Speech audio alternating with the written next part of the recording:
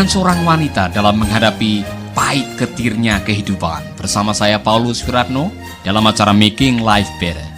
Saudara pendengar, pada edisi yang sebelumnya kita telah mendengar bagaimana seorang wanita yang bernama Novarina bergulat menghadapi kenyataan kehidupan yang kadang-kadang pahit, kadang-kadang seperti badai yang datang dan rasanya tidak sanggup untuk dijalani, tetapi dia masih bertahan. Mbak Nova, saya senang sekali Mbak Nova mau terbuka dan menceritakan pengalaman hidupnya untuk memberkati saudara kita yang lain.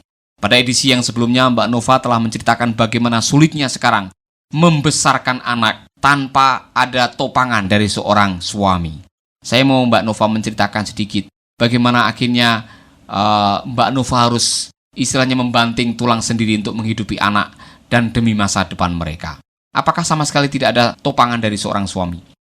Ada Pak sebenarnya, tapi istilahnya dia benar-benar istilahnya nggak bisa. Ya sampai untuk sekolah aja saya pernah ditanyain, kamu bisa nyekolahin dia? Sedangkan kamu untuk makan kamu aja susah. Dia bilang dia juga harus minta-minta gitu loh, minta ke saudara-saudaranya. Saya sampai bilang, kamu kan bisa nyupir. Kadang-kadang dia kalau umpama ada permintaan dia suruh nyupirin gitu dari keluarganya, dia juga keluarga mampu dan banyak yang punya travel, punya hotel. Jadi suami itu. Sekarang umur berapa Mbak Nova? 48 Pak. Iya masih belum terlalu tua lah. 8. Iya. Jadi kenyataannya ialah bahwa suami tidak kerja dan saya mendengar sakit. Iya. Ada sakit jantung dan sebagainya sehingga membuat suami juga mungkin tidak lagi produktif ya. Untuk bekerja dan Mbak Nova harus menghidupi diri sendiri, menghidupi anak dan mungkin juga menghidupi suami.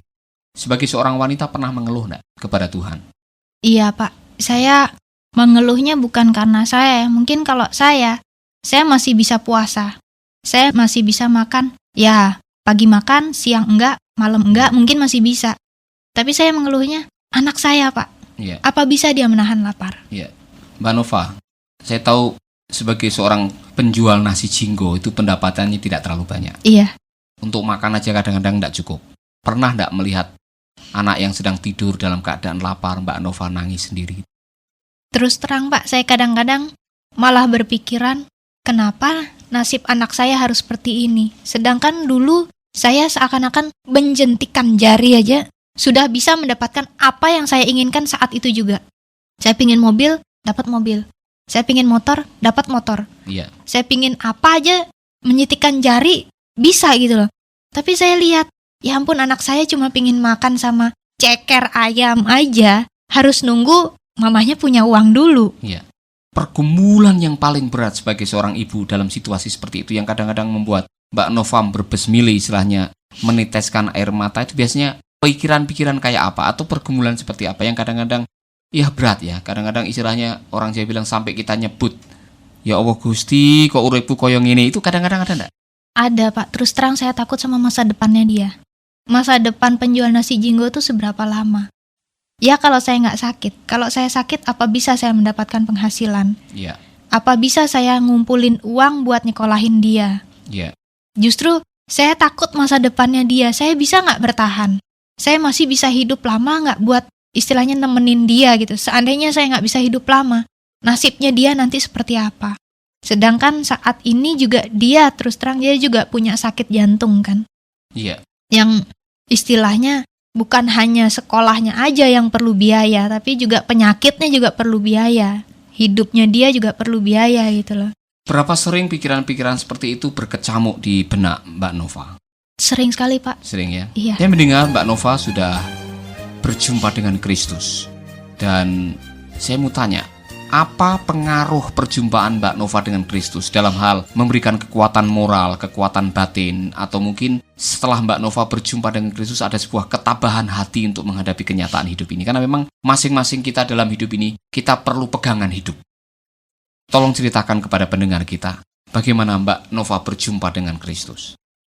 Ya paling enggak, saya sekarang sering kan ikut ibadah. Kebetulan dari situ saya dapat semacam kekuatan. Ya kayak dulu Pak Paulus pernah cerita, Pak Paulus pernah sengsara juga, Pak Paulus pernah gini. Kenapa saya nggak bisa seperti Pak Paulus gitu? Sekalipun saya wanita, beban itu memang lebih terasa berat sekali di hati wanita daripada seorang pria. Iya. Gitu Pak. Waktu Pak Paulus mengalami itu kan Pak Paulus masih kecil. Masih kecil. Dan nggak punya beban gimana mikirin anak besok makan. Iya. Nah kalau saya kan bedanya di situ Pak. Tapi saya pikir lagi, orang bisa hidup seperti itu, kenapa saya enggak? Nah, dari barangkali Mbak Nova ikut ibadah atau kegiatan-kegiatan yang bersifat kerohanian, apa yang Mbak Nova dapatkan? Apakah ada kekuatan moral, ada sebuah kekuatan batin yang bisa memperkuat kehidupan? Iya, dari situ saya jadi mulai berpikir, untuk apa saya pakai jalan pintas? Iya.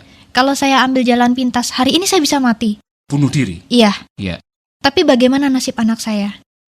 Apakah memang pernah dalam keadaan menghadapi kenyataan hidup yang ruwet kayak begini ini, pernah punya gagasan lebih baik saya mati aja sama anak saya gitu? Pernah? Sering Pak, saya berdoa, ya Tuhan, kenapa saya nggak diambil aja nyawa saya, biar saya nggak lihat sekalian kehidupan anak saya tuh seperti apa gitu.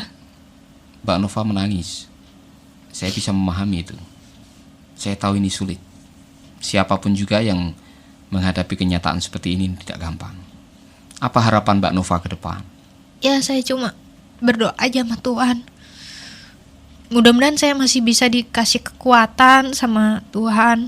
Mudah-mudahan apa yang saya hadapin nih, sekalipun lambat jalannya tapi bisa diselesaikan. Entah dengan bantuan siapa, entah Tuhan itu banyak cara. Kita kadang-kadang gak ngerti istilahnya, caranya Tuhan kerja tuh kadang-kadang aneh kalau menurut saya. Betul. Kadang pada saat saya udah down sama sekali, tiba-tiba ada orang ngajak, ayo Nov, ibadah. Pada saat saya dengerin ibadah, pada saat itu, iya ya, ternyata masih ada yang lebih menderita. Iya mungkin. Padahal kalau dipikir mungkin saya sendiri sudah gak sanggup. Teman-teman saya aja yang tahu kehidupan saya dulu seperti apa, sekarang seperti apa, mereka bilang, Nov, kalau aku jadi kamu, aku udah bunuh diri. Ya. Buat apa belain suami seperti itu, dia bilang. Mbak Nova, memang ini kenyataan kehidupan yang harus kita hadapi. Saya punya prinsip, kalau hari ini kita masih diberi hidup, itu karena anugerah Tuhan. Seberapa berat persoalan yang kita hadapi, seberapa banyak pergumulan yang sedang menghadang kita, kalau besok pagi kita masih ada nafas, itu artinya masih ada kekuatan dari Tuhan. Sebab di pandangan Tuhan, kalau kita sudah tidak dianggap lagi mampu menghadapi kenyataan hidup ini, mungkin Tuhan akan panggil kita. Dan kita semua punya giliran. Ya mungkin Mbak Nova tiap malam meneteskan air mata, tapi ingat, ada satu kebenaran yang saya pikir tidak boleh dilupakan, ialah bahwa kalau kita sudah memiliki Kristus dalam kehidupan kita, Kristus tidak pernah membiarkan kita sendiri. Dia berjanji dan dia mengatakan, aku akan menyertai kamu sampai kesudahan zaman. Dan penyertaannya itu nyata. Tadi Mbak Nova mengatakan, entah bagaimana, kadang-kadang ada hal yang kita tidak pikirkan Tuhan bisa melakukan. Memang itu benar. Dalam hidup ini, pada waktu kita terjepit dan kita berseru kepada Tuhan dengan hati yang polos, hati yang memohon, kadang-kadang Tuhan bisa melakukan mujizat. Dan cara Tuhan melakukan mujizat memang kadang-kadang di luar daripada pikiran kita.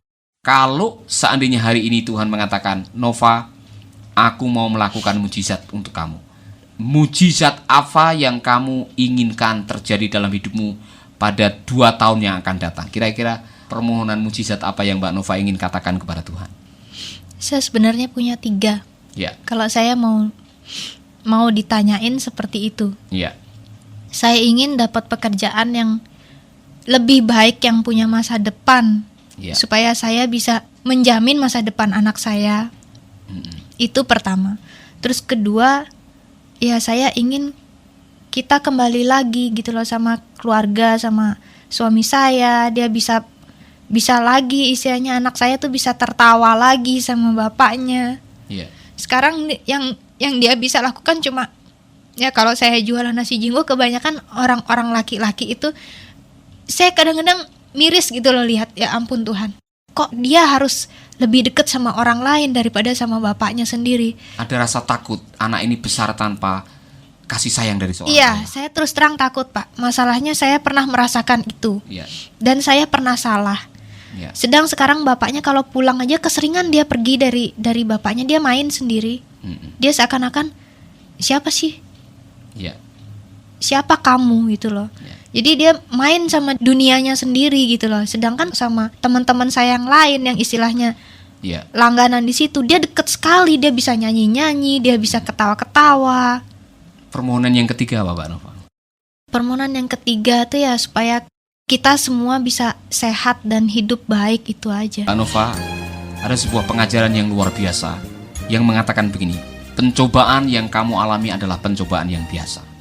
Allah tidak akan pernah memberikan pencobaan atau mengizinkan pencobaan melebihi kekuatanmu.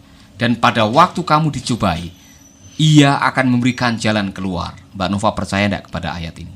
Percaya, karena selama ini biarpun ya dalam keadaan susah, kita masih bisa, istilahnya masih bisa makan, kita nggak kelaparan, nggak sampai kelaparan kayak anak-anak pinggir jalan. Kita nggak sampai ngemis di lampu merah. Ya, Mbak Nova ini adalah luar biasa perjuangan seorang wanita yang saya kagum dengan Mbak Nova. Saya pikir pendengar kita juga kagum, dimanapun juga mereka berada. Saya yakin ada sahabat pendengar kita yang mungkin mengalami nasib mirip dengan Mbak Nova, atau mungkin lebih parah. Saya ingin Mbak Nova memberikan kata-kata kekuatan kepada mereka, kaum wanita yang sedang menghadapi pergumulan perjuangan hidup yang luar biasa. Tolong berikan semacam nasihat, kata-kata dorongan kepada mereka sesuai dengan pengalaman Mbak Nova. Ya, kalau saya boleh kasih saran ya, semua apa yang kita lakukan itu ya istilahnya mungkin berakibat yang fatal ya. Tapi kalau memang sudah kita lakukan, kita nggak bisa nyesalin, karena memang itu keinginan kita. Kalau kita nggak ingin melakukan, ya istilahnya kita masih bisa berpikir, besok ternyata perbuatan kita ini berakibat jelek gitu loh. Lebih baik jangan dilakukan, karena masalahnya nanti penyesalan tuh, ya kalau kita bisa melupakan masa lalu. Kalau kita nggak bisa melupakan masa lalu, terus kita akan dikejar-kejar perasaan nyesel, bersalah. Kenapa sih saya harus melakukan hal itu gitu. Dan kalaupun itu memang sudah terjadi, kita pasrahkan aja semua sama Tuhan. Pada akhirnya kita semua harus kembali kepada kemahakuasaan Tuhan. Iya. Karena Tuhan adalah Tuhan yang memberikan kesempatan yang kedua kali. Kita boleh gagal di masa lalu, kita boleh memiliki hidup yang berantakan di masa lalu, tapi pada waktu kita datang kepada Tuhan, Tuhan akan memberikan kehidupan yang lebih baik di masa depan. Karena kita tidak akan kembali ke masa lalu. Sahabat pendengar, itulah perbincangan kita hari ini dengan Mbak Nova, dengan pengalaman hidup yang luar biasa dan perjuangan hidup yang luar biasa sebagai seorang wanita yang harus menghidupi anak dan harus menghidupi seorang suami dan menghadapi masa depan yang tidak menentu. Tetapi karena percaya kepada kebesaran Tuhan, maka masih ada kesempatan untuk melakukan yang lebih baik. Tuhan memberkati. Dan kiranya kita semua yang mendengar jangan lupa di dalam doa saudara doakanlah Mbak Novarina agar kiranya Tuhan akan membuka jalan. Tuhan memberkati kita sekalian. Sahabat, Anda baru saja mendengarkan program Making Life Better. Hubungi kami di 0811 3901 144 atau 0811 3901 140. Mari dukung pelayanan Making Life Better melalui rekening BCA 66 900 30525. Sekali lagi, 66 900 30525. Atas nama Paulus Wiratno. Terima kasih, Tuhan Yesus memberkati. Making life better, making hidup lebih baik.